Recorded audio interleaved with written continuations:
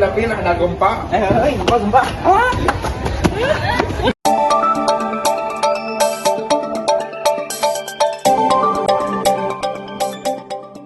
Baik, selamat pagi pemirsa. Kali ini saya sedang berada di lokasi tempat terjadinya gempa bumi Cianjur.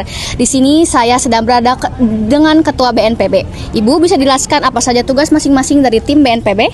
Baik, saya sebagai Ketua BNPB bertugas sebagai mengkoordinasi para anggota tim, dan saya akan menjelaskan beberapa tugas dari masing-masing anggota tim.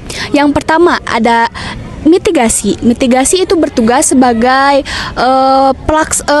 memprediksi kapan terjadinya gempa. Dan yang kedua ada ahli gempa. Ahli gempa ini bertugas sebagai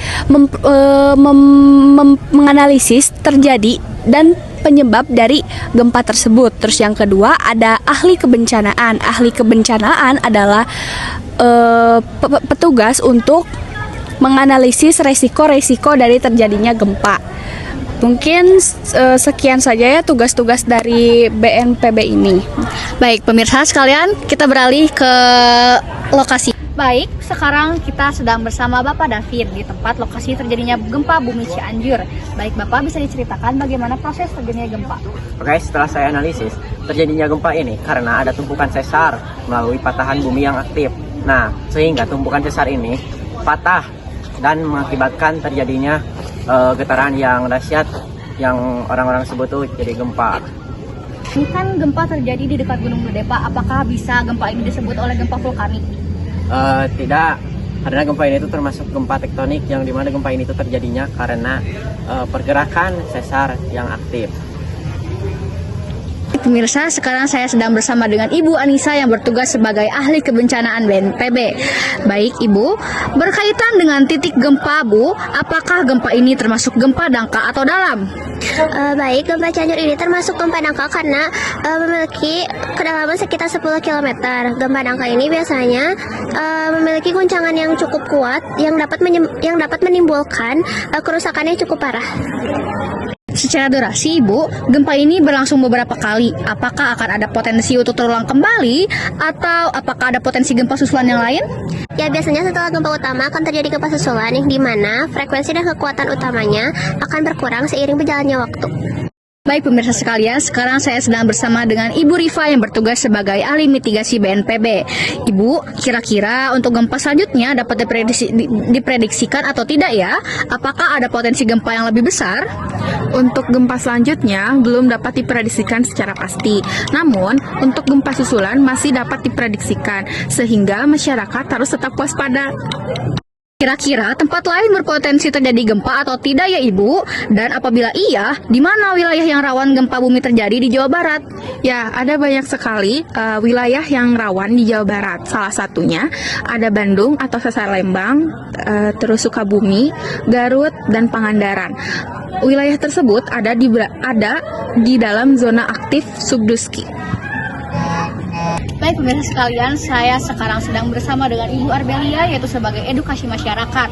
Nah Ibu, apa yang perlu masyarakat siapkan untuk menghadapi gempa? Ya baik, ini kan kunci utama dalam menghadapi gempa itu adalah kesiagaan prabencana. Karena gempa bumi ini kan tidak dapat diketahui oleh kita ya. Dan ada beberapa hal yang harus masyarakat siapkan, yaitu yang pertama, struktur aman, atur perabotan rumah agar tidak mudah roboh, dan jauhi barang berat dari tempat tidur. Yang kedua, siapkan tas siaga bencana. Nah, dalam isi tas itu terdapat isi surat penting, obat P3K, air, senter, dan makanan untuk 3 hari. Dan yang terakhir yaitu siapkan titik kumpul. Jadi titik kumpul ini untuk supaya bisa dievakuasi. Ketika terjadi gempa, Bu, boleh disosialisasikan apa saja yang perlu dilakukan saat terjadinya gempa? Ya, seharusnya sebelum terjadi gempa, masyarakat itu harus latihan evakuasi secara rutin bersama keluarga atau rekan kerja.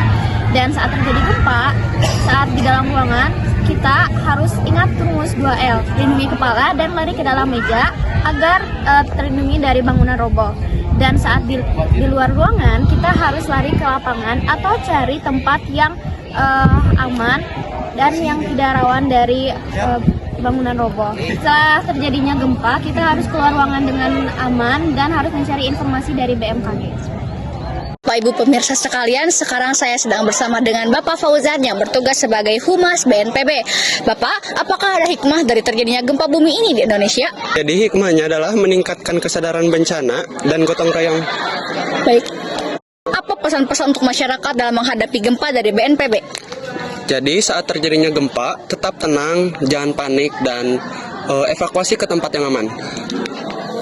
Baik, mungkin cukup sekian atas informasi dari gempa bumi Cianjur saat ini. Saya Aulia sebagai pewawancara Dan saya Lodia sebagai Ketua BNPB. pamit undur diri. Terima kasih. Wassalamualaikum warahmatullahi wabarakatuh.